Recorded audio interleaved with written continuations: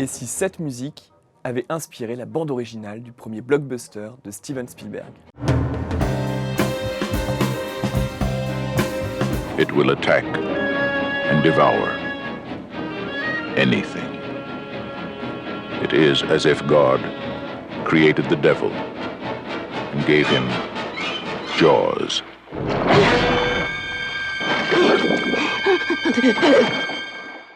Les Dents de la Mer, le film qui a terrorisé le monde entier et dont les 8 millions de budget ont été rentabilisés en une seule semaine. Avec ce film, sorti en 1975, Spielberg, 26 ans, imagine une nouvelle manière de susciter la peur au cinéma. Une angoisse déstabilisante puisqu'elle intervient en plein soleil, pendant l'été, sur les plages animées et familiales de l'île fictive d'Amity.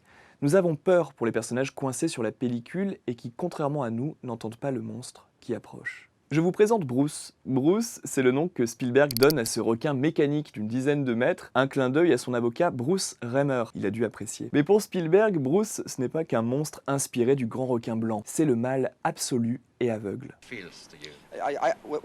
Oui, ce qui m'attire, c'est l'ennemi inconnu. Un ennemi plus difficile à affronter que ne l'est un homme. Un ennemi qui peut à la fois vous faire face, vous regarder dans les yeux et peut attaquer de tous côtés. C'est cela que j'aime. Malgré les 750 000 $ qu'il a coûté, Bruce ne fonctionne pas très bien une fois en pleine mer. Les mouvements du requin sont saccadés, bref, il n'est pas crédible à l'écran. Les plans dans la mer étant particulièrement compliqués à tourner, Spielberg décide de changer de stratégie et de retarder au maximum l'apparition devant la caméra de Bruce, sa prima donna. Pour contourner les problèmes techniques, Spielberg va donc user de plusieurs stratagèmes. L'un des premiers apparaît lors de la scène d'ouverture. Il s'agit d'utiliser la caméra comme la vision du monstre. Nous sommes le monstre.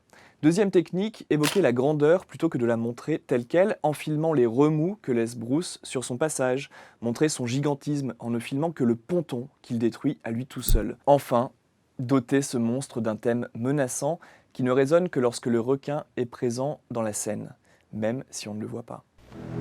There is a creature alive today.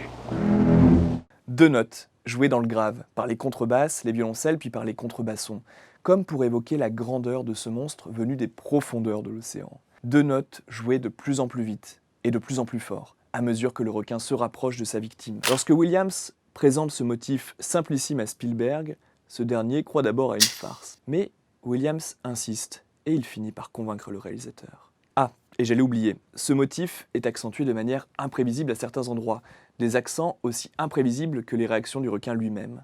Ça ne vous rappelle rien ?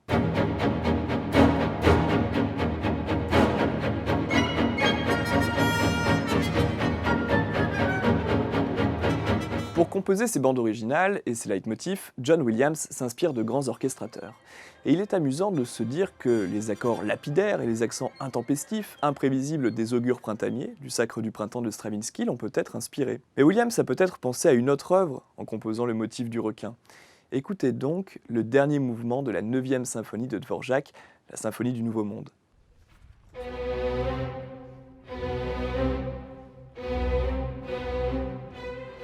Même balancement et même accélération avec crescendo de deux notes séparées par un demi-ton. Même si le reste de la partition de Dvorak est bien plus épique et moins inquiétant que le thème du requin. Un dernier exemple, certains commentateurs ont également entendu une parenté entre le motif de John Williams et le thème d'un autre animal menaçant, le loup, de Pierre et le loup de Prokofiev et ses 3 corps funèbres.